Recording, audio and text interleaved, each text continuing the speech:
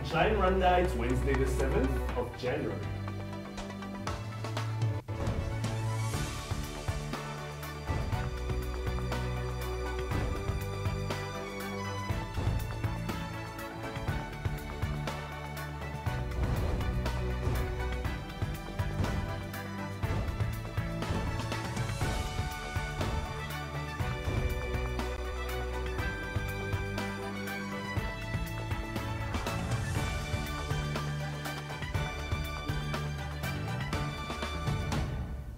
Coming up on today's Rise and Shine Rwanda. The government cracks down on harmful vehicle emissions. What does this mean for you? We find out. Fidelis has the money report. Now that the holidays have come and gone, did merchants have a Merry Christmas? And the new crepe craze. A French staple makes its way to the land of 1,000 hills. Good morning, it's just after 7 o'clock in the morning and you are watching Rise and Shine Rwanda with me, Makeda Mahario. And me, Regis Isheja, and over the next hour, we'll bring you all the latest news, sports and lifestyle headlines from here in Rwanda and around the world. And the Rise and Shine team are here in the studio. Guys, it's midweek. What's going on in the world of the money? Well, we all know the Christmas came and went, New Year came and went. Right. So how did that go for businesses? I want to find out if they're banking big money right now. Okay, Arnold, the world of sports, it's midweek. What do you have for us? We have the rugby league coming up, the Rwandan rugby league, the first of its kind in 4 years. So the latest from that, I talked to a representative. All right, someone got a V-neck sweater there. I don't even know what You the guys look color like is. twins. What's going on? I live in the world of lifestyle. Well, I'm glad you saved me the best for last. Uh-oh. This time I get to use that one. Well, actually today I have a special treat, a tasty treat for the viewers out there, as well as the hot topics as always. Yummy to yum. Anything to do with food, I like that. Right. All that and more is still to come, but first, Rise and Shine story of the day.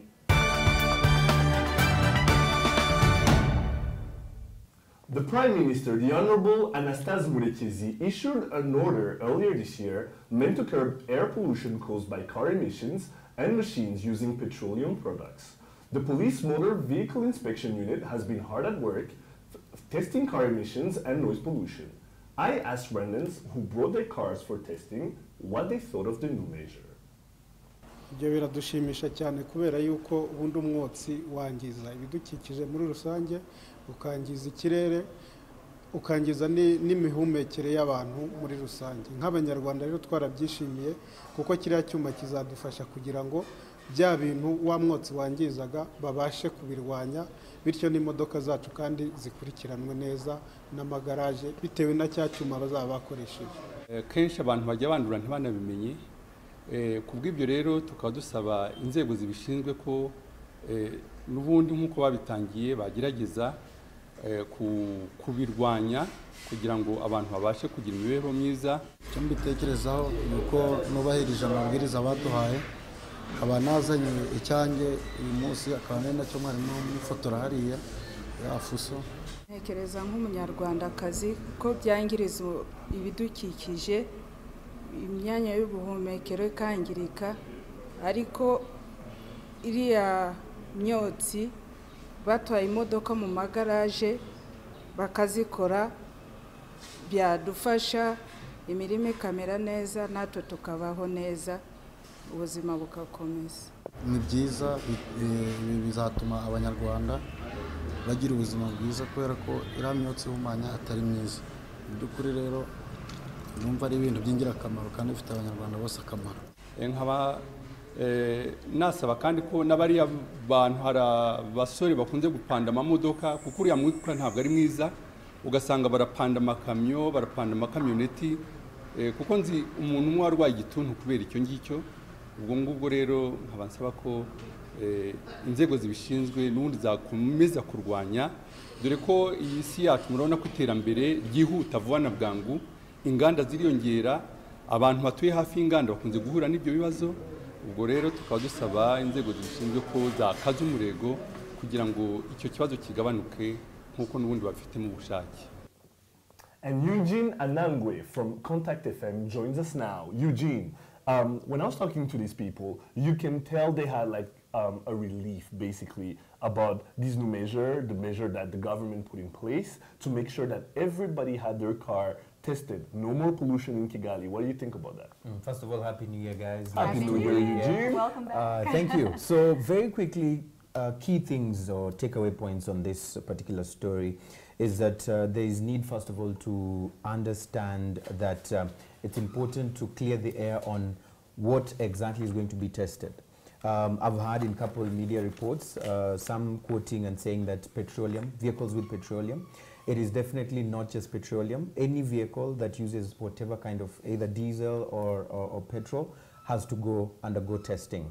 Number two, it's not only vehicles, including any machineries that use fuel, whatever sort of fuel, and emit smoke, has to also be tested. These are quotes that I can tell you for sure from Engineer Coletta Ruhamia, who's the Deputy Director General of Rwanda Environment Management Authority, who I hosted some time ago on my show. And it's also important for people to understand that it's not from that smoke that you see that you can tell that that car is emitting bad, smoke that is harmful to me. She was categorical and said that even vehicles that you cannot see, it's about testing the gases, the level of harmful gases that come from our exhaust pipes. So it's not only by you seeing that vehicle that has heavy black smoke that then you can say that one is spoiling the environment. It's not about that. It's about how much of that harmful gas is coming out of that vehicle, whether you can see it with your naked eyes or you cannot. So it's important to understand those very key elements.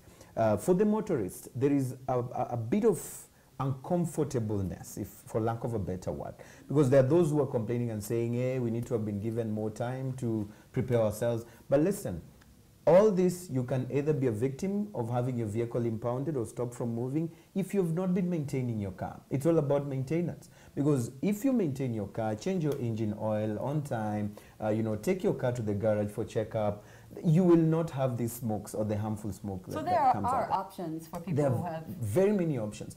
And the most easy option, you don't need to buy a new car. If you have your car and you maintain it, you are safe. I mean, once you take it for checkup, you'll be told a few things to repair here and there. And the smoke issue is normally caused by lack of maintenance of the engine. Right. Yeah, so these are the key things that motorists need to check out for. And whether they are given extra time, I've seen in certain articles that people need extra 6 months to fix whatever they need to fix. Listen, all this time you've been emitting the bad smoke harmful to the environment, you need more time to continue doing that. You need just to sort out your mess. If you don't maintain your car, you have to get ready for the consequences. Now, go ahead. Now, why do you think that it has taken this long for these rules or laws to come into place? Perfect question, and it's a question that even me, if I come back to the seat of the reporter, I would ask the same question. But they're saying that, we need to have rules and guidelines and roadmaps towards achieving certain things or doing certain things.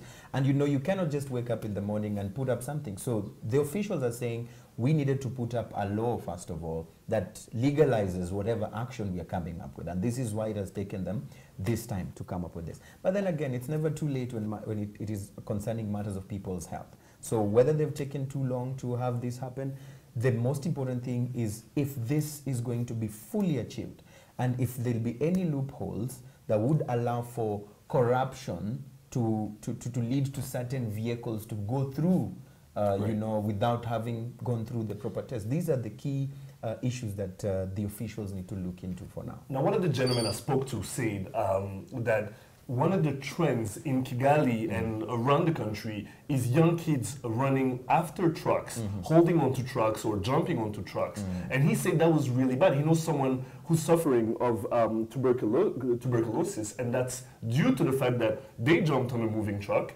and the smoke that came from the truck is what caused the illness. So what do you think about that? He said there should be regulations, and he made a call to the authorities. What do you think about I think these are two things, and it would be unfair to mix them up. Whether you jump on a truck or you don't jump on a truck, but that truck is emitting more of the harmful smoke to your health, you will still get affected. We will still have an environment. If you can imagine, I think either way, jumping on a truck is pretty dangerous. So one of the things that needs to be done, of course, parents, need to be careful of where their kids are. Number two, even the public, members of the public, you need to be our brothers and sisters keepers. When you see a kid jumping on a track, you should not just go ahead with your business. You need to find a way of having them off those tracks. Right. But when we come back to the issue of emissions and the effect of this, it's whether you jump on that truck or you're just a pedestrian or you're a driver behind that lorry or that car, you will still be affected. Right, right. So these are good. I mean, I agree with the people who are in the video. I'm happy for it, you know, and now that I know that you have options as someone who has a car, because I was really afraid. I was like, oh my gosh, people are going to be really upset about this. Absolutely. But if you maintain, I suppose, you're also it's important to understand that at the end of the day, the testing takes effect from this January. So if there are those people whose cars had already undergone testing, I don't think they need to go back for another test.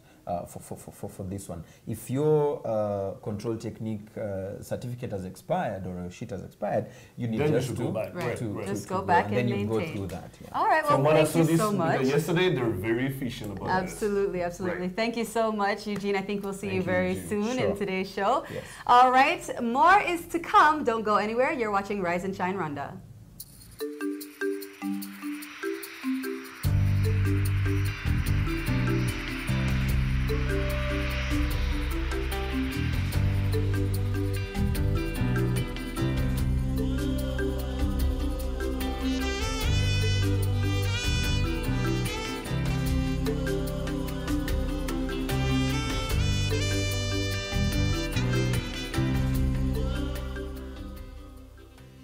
Welcome back, and you're watching Rise and Shine Rwanda. Now let's get to today's money. Fidelis Karangwa has the details.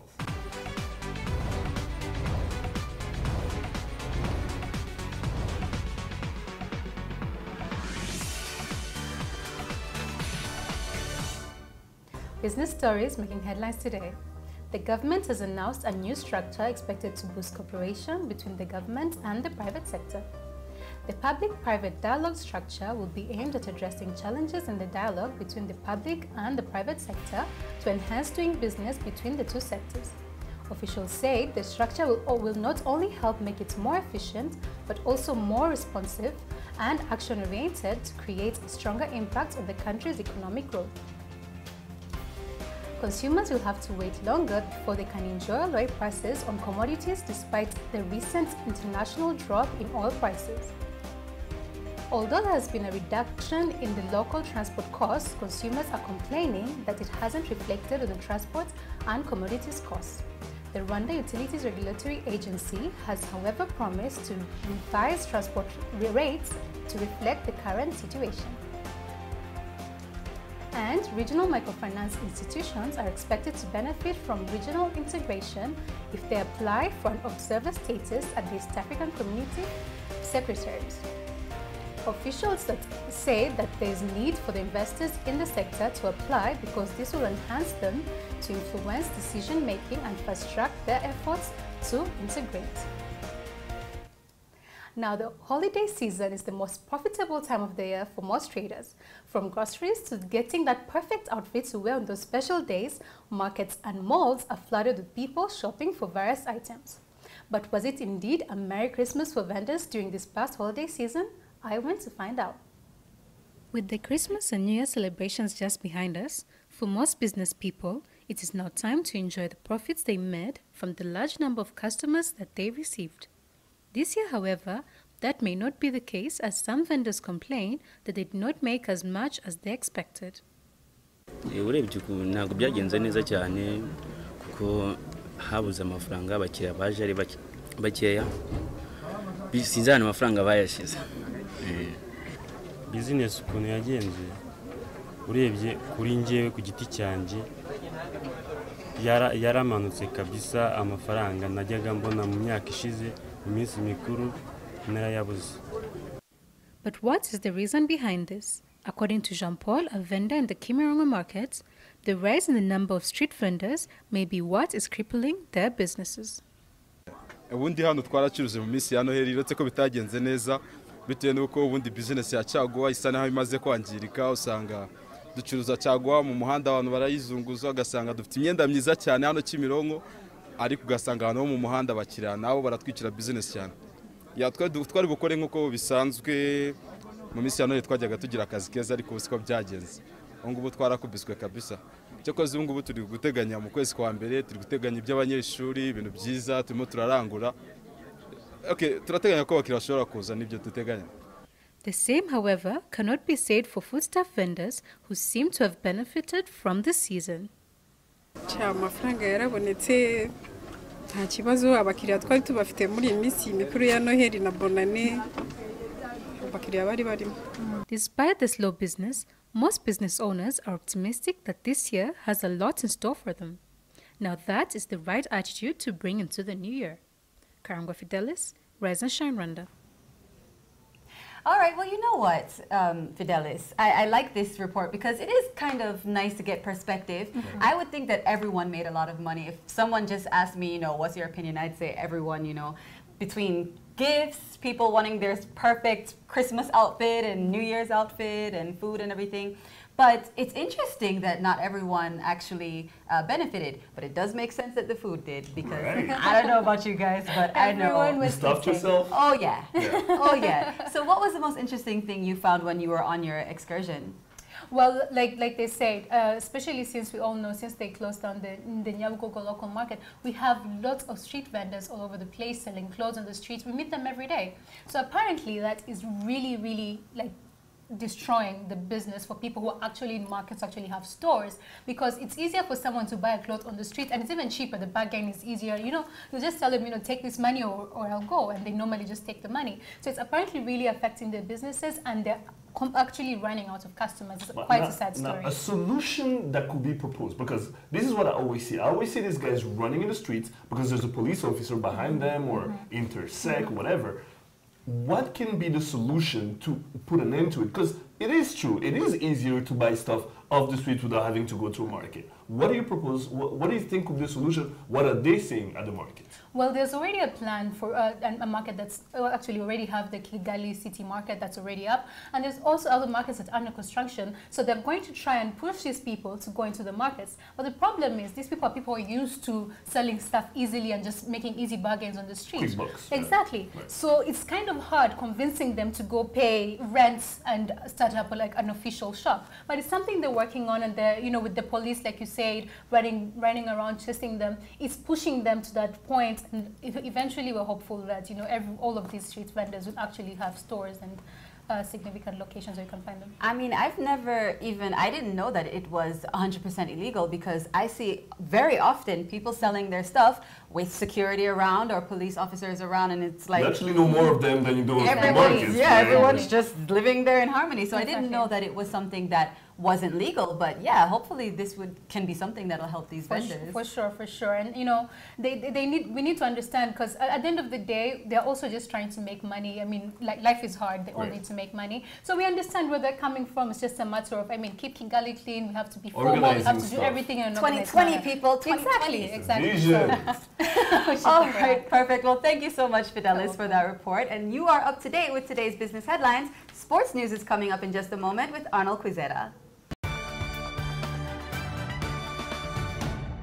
Welcome back to Rise and Shine Rwanda. Sports news now with me, Arnold Quizera.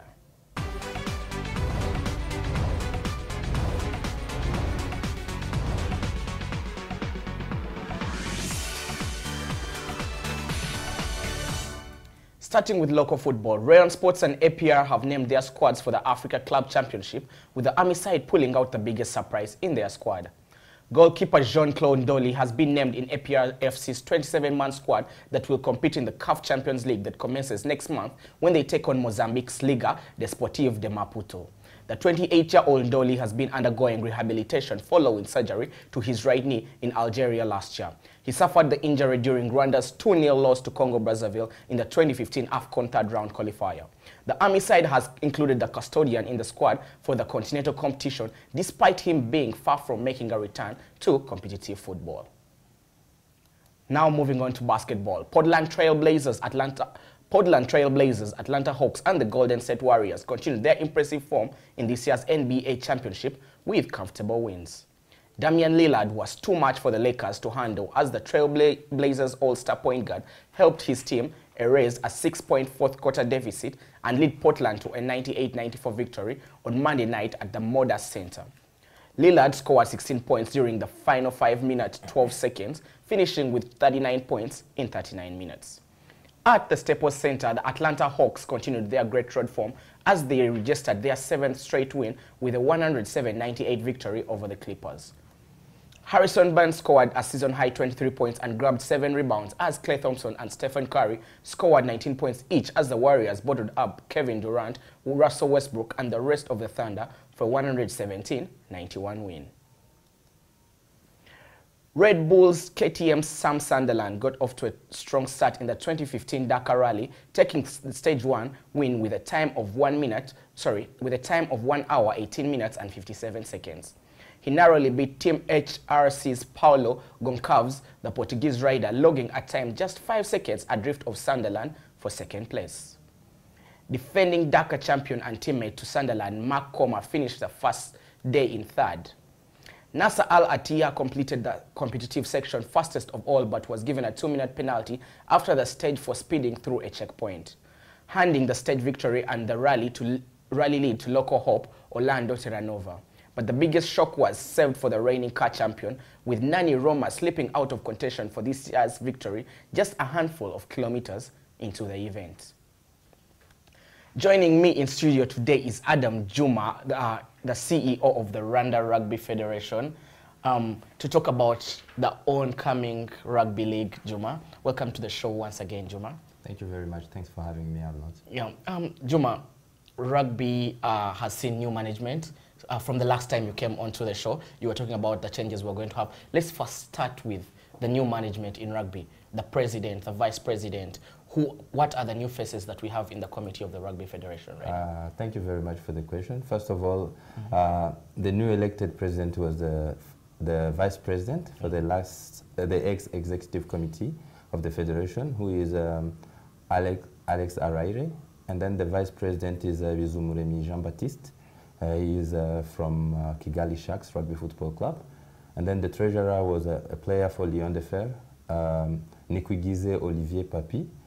And the general secretary is Commander Tarsis from Kigali Sharks. Okay, now we were at the previous tournament, the one that we have on your TV screens, the 7th tournament that took place recently. Yes. There were a lot of issues concerning referees' decisions. In fact, one of the people you've mentioned, Commander, who's the executive secretary, I think he also doubles as the head of the Referees Association. Yes. The rugby league is taking place 1 March into the rugby league. Yes. Are we going to avoid those complaints from players about referees' decisions? Yes, absolutely. First of all, we have to understand that in Rwanda we don't have like as many referees as we need, for example, and then the referees that we have are not very qualified, or like, for example, level 3 referees. Do we have a level 3 referee in Rwanda? No, we don't have, but we had one person from, it's called Andrew Cattlewell from England. Scotland? Yeah, from Scotland, who used to help. He's a level 3 referee. But others has just this formation and level 1 referees.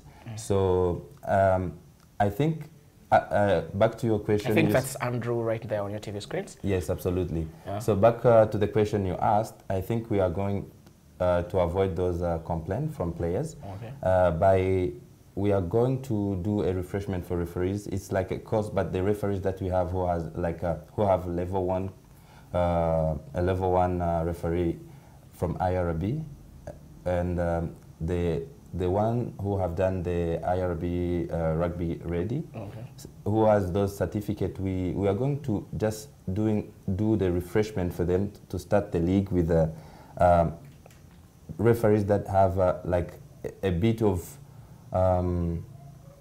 experience? Experience on the game, and many of them some of them were players, and some of them just left rugby some times ago because of we didn't have many activities, but we are going to call them and bring them together so that they can get back to the game and have they're enticed to play the game. Yes. Yeah, now there's this upcoming tour of DHL. Before we get back to the league itself again, the upcoming tour of DHL, they're coming, the Rugby World Cup. This is the year for rugby. You know, we had Football World Cup last year. This year we have the Rugby World Cup. Yes. Before I ask about the two of DHL, who's your favorite for this year's Rugby World Cup? The player or yeah, the team? The team is All Blacks. All Blacks. Of You are course. the New Zealanders. Yes. Definitely, I won't disagree with you. The league, the National League, Leon the Fair are the favourites, as so many are saying, but we have a new club in 1,000 Hills Rugby, which was so impressive at the 2-7 circuits that we had. How do you see the match that's going to take place over the weekend, 1,000 Hills Rugby versus Buffalo's Rugby? Where do you think 1,000 Hills can do right to match Buffalo's strength in the forwards? Thank you very much. That's a very good question. Buffaloes has many players who have been playing rugby for quite some time. Majority of the national team. Yes, majority Buffalo. of the national team. Yeah. And then if you look at the 1,000 Hills, the oldest player is 25 years. So it's comprised of many young players, and most of them are in the national team, but the under-19 national team. Okay. So I think Buffaloes will be a big challenge for them because they have experience, but also the 1,000 Hills will perform well because they're fit enough. So that's what I can say. So I can't predict the results, but I think it will be a very challenging game and a very close so you feel it's going to be a battle of the forwards and the line, being that 1,000 Hills are going to spread that ball out more when you compare to Buffaloes, who are going to play a forwards game depending on their fitness levels. Yes, absolutely. Now, the first match we had of the league, please tell us more about that first match we had. Thank you very much. The first match we had was the University of Rwanda Grizzlies versus the team from Muhanga, the Muhanga Rugby Football Club, and it took place in Huye, in Butare at the University Stadium. And then the university shown actually very good performance. Muhanga team was leading, and they had, compared to UR Grizzlies, they have more skills, or many of them have an idea of the rugby game compared to UR Grizzlies. But the UR Grizzlies had this commitment and passion, and they worked together until they won the game. Okay. Thank you very much, Juma. Good to have you always. I hope to have you more here. Thank you. I'll be back myself on that rugby pitch this weekend. All right. Makeda and Regis will be right back after the break with the latest news headlines. Welcome back to Rise and Shine Rwanda. Let's take a look now at news-making headlines here in Rwanda and around the world.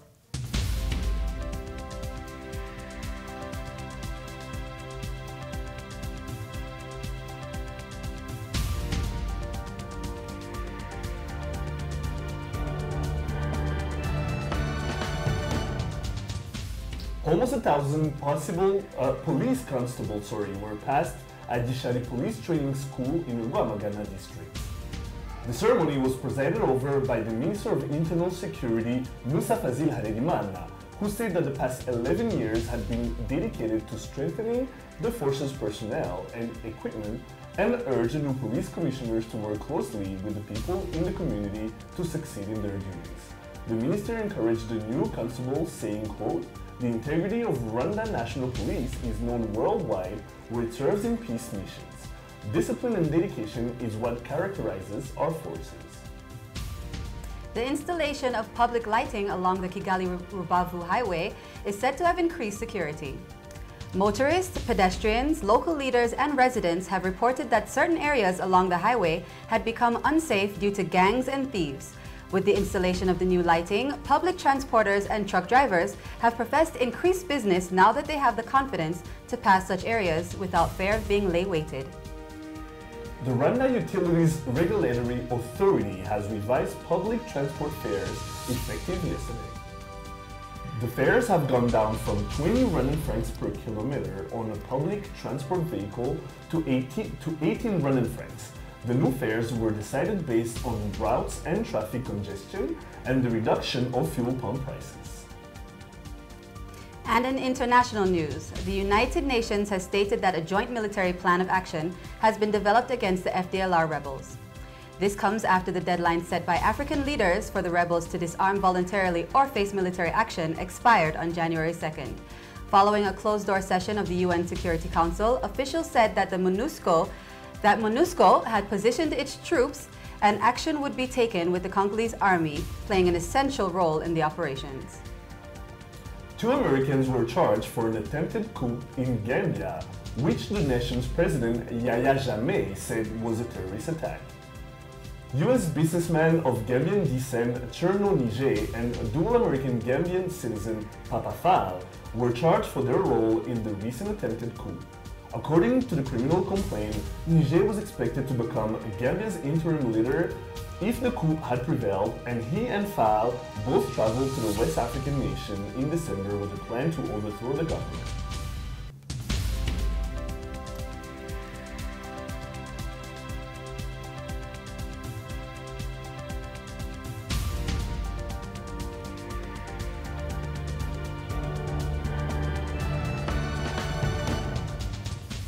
And time now for review of the headlines. Our very own, again, Eugene Onawue from Contact FM joins us now. Eugene, once again, I love it. Once again, he's a man of multiple talents. And they are very own part I like. You like that? All right, Eugene.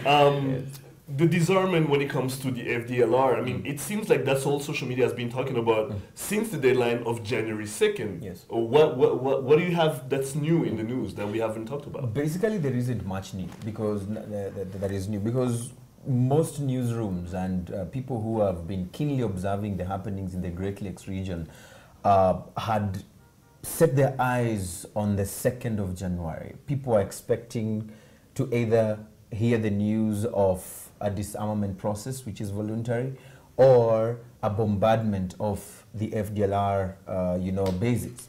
This too never happened. So we are already past the deadline of the 6 months deadline that had been issued, and we still haven't heard of any bullets or any bombardment of the FDLR bases. And so people are wondering, what is going on? Will there be that attack that they say the military force if they don't voluntarily disarm? These are the questions that many people are asking. And of course, the key question is, why have we seen less action after that deadline elapsed, and so people are like, okay, is there really a commitment to disarm these people, or are people still, or there are some who are still buying time with this whole issue of eliminating the FDLR? It is important to understand that this group is not just a threat to Rwanda, as people have been reporting, but it is a regional threat now, because whatever they do, you'll always have an impact in the region. So there is need for concerted and full commitment in fully following the book as to what was agreed when this deadline was set. And whether that will happen or not is just something that we will have to wait and see. I mean, what do you think in your personal opinion? It's something that if there was an agreement to give these guys a window or a grace period to voluntarily disarm and they did not do it, then an agreement was done that if they don't do it voluntarily, then we will use military force. Then go for the military force. Let it be immediate. Yes. And who's we? That's the MONUSCO we're talking about here? Yes. Is it the Congolese forces? There is a lot of key players in this issue. And as you said in the news earlier, the Congolese government and the forces have a very great role to play in this. And then the MONUSCO also has a great role to play here. Then comes the other players, like the African Union, the regional leaders in the SADC, and other African leaders, because this now becomes a global issue. And if all these were put in one table and they discussed and agreed like this, then they need to follow whatever they agreed to the latter. Right, we're going to have to watch out for that one. Let's move on to a regional headline. The former Prime Minister of Kenya, his son has been found dead. Yes. There's supposed to be some, or there's speculation that there's some foul play. In between. What's the latest? What I know as of today is that yesterday the government and family pathologists did an autopsy on the body of Fidel Odinga. He was found dead in his house on Sunday morning after a night out with the friends, and so this has caught the family off guard and the nation, Kenya, as a surprise, because you understand that it is always painful for a parent to bury their children, and also looking at the political angle. When you look at the politics of Kenya today, someone might say, okay, how relevant then was the son of Raila in this? But when you look at the picture of the Kenyan politics today, you'll find that there's been a sort of dynasty where you have a son of someone who was a leader taking office, like we have President Uhuru, the father was the president, Raila Odinga, the father was a key player in the search for democracy in the country. So there are those who also tag along the issue of the son of Raila, that he was also in the line. Was he a politician? He was almost getting into politics. And so when you have such a loss, there's so many questions, especially if it is a mysterious death. People start saying, oh, there may have been some foul play and all that kind of a thing. So with the government and the family pathologist finding out that the test that they've done yesterday did not conclusively give them the results for the cause of the death, now the next stage is to now do the lab tests so that they can now either ascertain whether there was foul play, food poisoning, or it was a natural illness. But interestingly is the speculation that is going around. Certain media houses throwing around headlines haphazardly, rumors, right. and you have a media house that throws a headline and says 1,900 bullets, 3 rifles and a bulletproof jacket. That's actually what I've been seeing on social media, because I was expecting a statement from the government of Kenya. Yes. I haven't seen it. Have you seen it? Yes, I saw the headline on that newspaper. And so some people are wondering, why would you throw such a headline? Right. Then in between the story, you say that he's a licensed gun possessor and they were all in his house. You know, you sort of want to either create panic when you throw out such kind of headlines, and then in between your story, you know, when someone reads that headline like that, they might expect that these things were caught being there illegally, right. But this person was a licensed gun holder and the bullets and everything. So there is now need for people to be sober in all this. And now we're waiting for a statement from the government. Yes. All right, well, once again, thank you very much, Eugene. Okay, lots more still to come. Lifestyle is up next, plus a look at what's hot right now in our daily debate section, Hot Topics. We will be right back.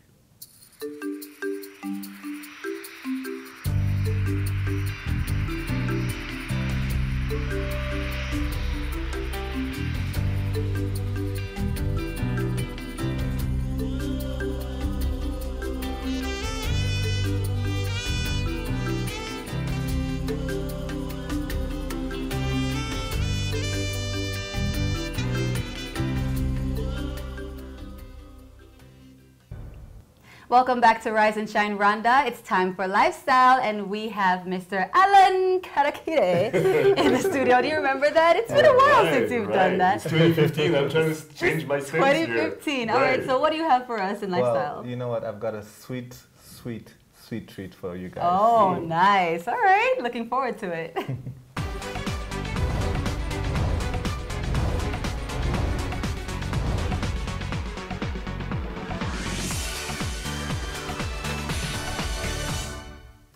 Crêpe, a French specialty that has spread all over the world for a long time now. But did you know the culture has now spread to Rwanda with the opening of our very first ever crêperie? Incroyable. Take a look.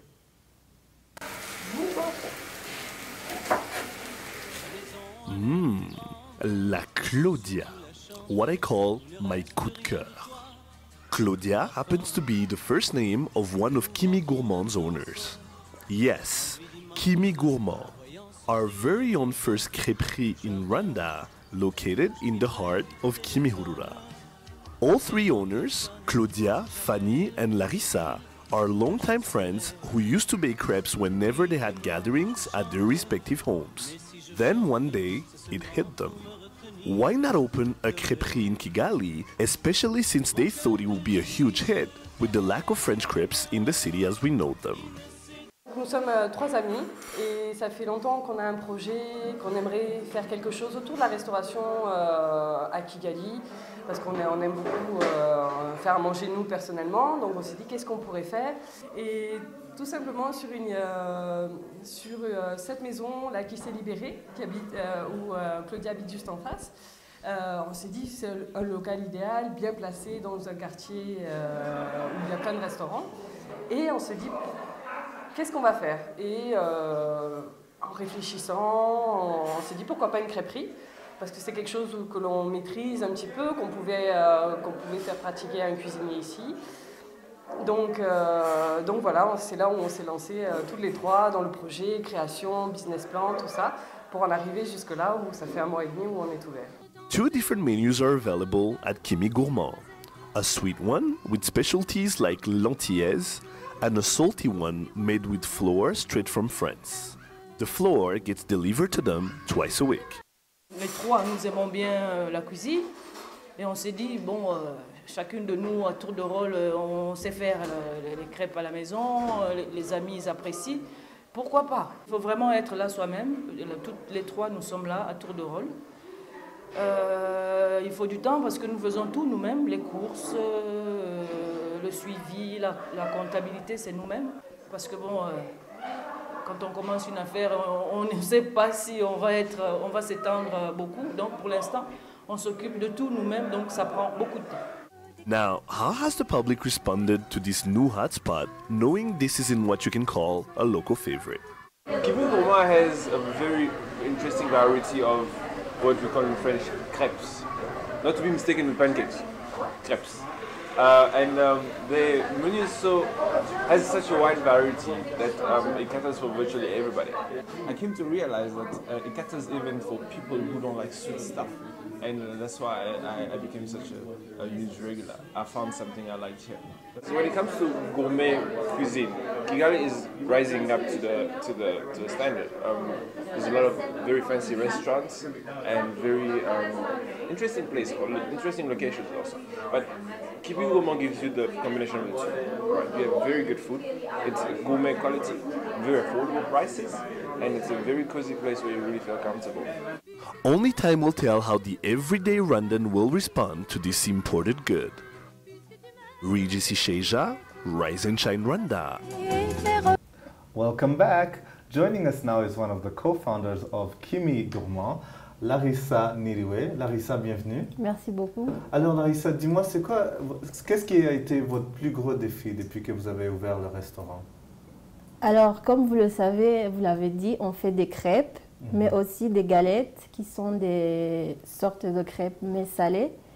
Le défi majeur qu'on a relevé jusque-là, ça concerne l'approvisionnement de notre principale matière première, qui est la farine de sarrasin, qui est la farine qui nous sert pour faire nos galettes salées. Attends, il ne faut pas vendre la mèche, parce que là, c'est là que je vais intervenir et te demander comment tu fais, comment vous faites pour avoir cette farine, parce que c'est une farine importée de France. Oui. Alors explique au public qui nous regarde à la maison comment on fait pour l'avoir. Alors justement, quand on s'est lancé, on a fait le tour des marchés, des supermarchés à la recherche de cette farine-là. Il s'est trouvé qu'il n'y en avait pas sur le marché de Kigali.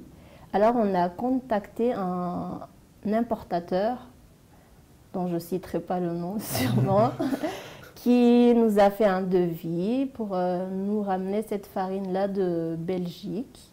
Il s'est trouvé que c'était dans notre budget, alors on s'est lancé, on a commencé à commander un sac, c'est par conditionnement de 25 kilos. On a commencé par commander 2 sacs et ainsi de suite. Alors je veux savoir, puisque moi en fait je ne suis pas très connaissant des crêpes, mais on ne peut pas utiliser la farine normale qu'on trouve ici à Kigali? Alors traditionnellement, et là les Bretons vous le diront bien sûr, la galette c'est faite avec la farine de sarrasin, obligatoirement. Mais pour les crêpes sucrées, on utilise la farine qui est faite ici au Rwanda, qu'on achète sur le marché du Rwanda. Alors ce qui est fort, c'est comment vous avez l'idée à commencer. D'abord, premièrement, il y avait le fait que vous étiez 3 amis, toi, oui. Fanny et Claudia.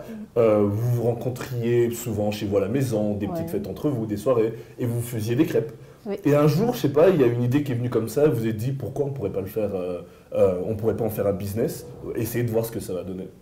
Oui, comme l'ont dit mes amis, on était à la recherche d'un projet qu'on pourrait mener toutes les 3 ensemble.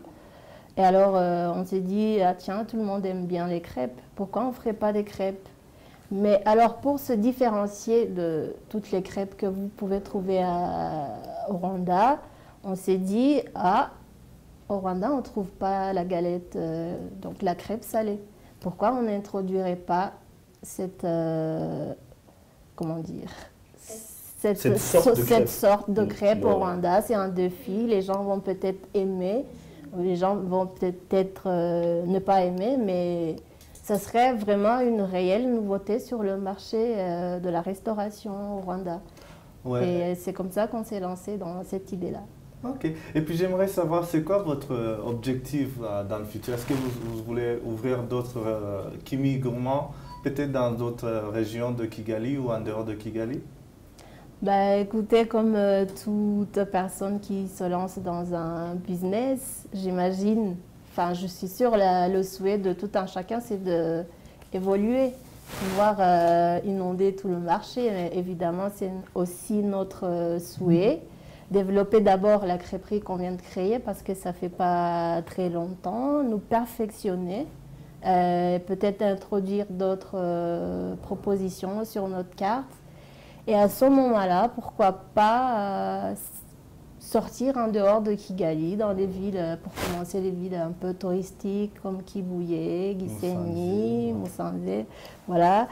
Et après, pourquoi pas, soyons fous, pourquoi pas ne pas aller au Burundi parce que, étant burundaise, je sais qu'il n'y a pas de crêperie au Burundi, pourquoi pas en Ouganda, mais pour l'instant, ça relève d'un rêve. Pour l'instant, on souhaite s'installer sur Kigali, après peut-être sortir de Kigali pour rester dans le Rwanda et dans quelques années être leader sur le marché de l'Afrique de l'Est. Larissa, merci énormément. Je trouve extraordinaire l'idée parce que personne n'y a pensé au Rwanda avant vous. C'est extraordinaire. Pour moi, j'appelle ça des vrais entrepreneurs, des gens qui amènent des premières idées. Malheureusement, je n'ai pas été, mais je te promets, je vais aller. Je vous convie, surtout ce week-end. Et c'est la Bobo et la Claudia. Elle va dire et c'est la Larissa aussi. Il y a une Larissa aussi et une Fanny. Il y a une Fanny aussi. Il faut venir plusieurs fois et essayer tout. Ouais. Merci beaucoup, Larissa. Je vous remercie. All right, coming up is Hot Topics. Stay tuned.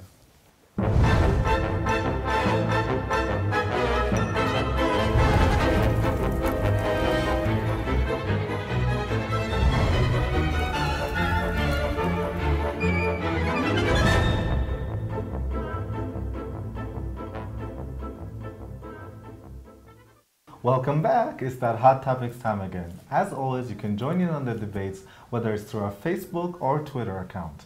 Let's get into our first hot topic, guys. So I don't know if you guys have been following as far as social media when it comes to Turkey, the Turkish government, but they've been really cracking down on media, especially cartoonists who oppose, basically, who criticize the president, Recep Tayyip Erdogan. Basically, I'm going to show you some images, but what happens is that whenever any opposition newspaper has any caricatures of the president, he gets really upset and then ends up actually charging the cartoonists in court. Now, a lot of them, the cartoonists, for example, one of them called Musa Kart, usually will get, I guess the charge will be dropped. But it's been an ongoing issue, and then also a few days ago, actually yesterday, there was a journalist, a Dutch journalist, actually 2 days ago now, the Dutch journalist who was arrested because she was reporting on the Kurdish people in Turkey, who are also marginalized people in Turkey. So it's been a really crazy time for Turkish government and media, well, I would say Turkish media, to say. But I just think, you know, especially caricatures, like in Rwanda, one thing that we don't have an issue is, you know, you can draw a caricature of the president and that won't be an issue. Yeah. But I don't think people will draw like caricatures like those. No, but I mean, all they do, what do you think? If it depicts what the story is telling, and the story has substance to it and is truthful, then there shouldn't be a problem with that. But if the story is demeaning, and telling lies, you know, like recently what happened with our former prime minister, you know, and it's maybe a tabloid, the Rwandan prime minister, like maybe it's tabloid based, then there is a problem. You have crossed the line. But if whatever you are talking about is the truth and you have facts to back it, then they should. And that's not because problem. it's a cartoon. Right. Here, caricatures here in Rwanda, it's not the same thing. Remember, RTLM was responsible heavily of the genocide, so they're not taking chances. And they're spreading violence Right. and, you know, And it's genocide very and understandable. whatnot. There's no reason to But take in chances. situations like this, it's more so he's actually criticizing the government over, you know, some of the allegations when some of his inner circle was targeted for corruption. Yeah. So, I mean, for him to feel that, you know, I guess, targeted, that he has to have them even arrested, the I think incident it's of ridiculous. having the Dutch journalist arrested for because what she had done, she had gone to a Kurdish camp and she wrote stories about what the Kurds were saying, you know. So according to the Turkish president, she was being a propagandist for the Kurds, who are a very marginalized group in Turkey. And now, I think this also comes down to play the double standards of the West, how they play their game. You know, when it comes to Turkey, they never tell it about this, because Turkey is seen as a bed for the likes of the United States to set up their military bases in there. They need Turkey for its geographical location, so they will never attack it for maybe its human rights records or anything. While at the same time, our Rwanda, which can't be a base for troops, will be targeted for no natural resources, will be targeted for the smallest of things, or even things that are made up. So this is again to show you the double standards. No one is picking up on this story, yet you can hear a lot of appraisal maybe with the Egyptian journalists who are arrested for doing what was really wrong. So it's the double standards of the West. Remember, Turkey, before we close this, is the only country that's that shares two continents. It's between Europe and Asia. Yeah. Geographically speaking, and Middle very East. important. It's very and important. Middle East. So yeah. All right, let's go on to our next hot topic. Now, this one is a local story. There's two companies that are actually partnering together to come up with an app that links fans with celebrities, musicians, for example, J. Pauli. And basically how it works is that you subscribe to this app, and then what happens is that you get like a voice message from your local celebrity that you like J. Pauli.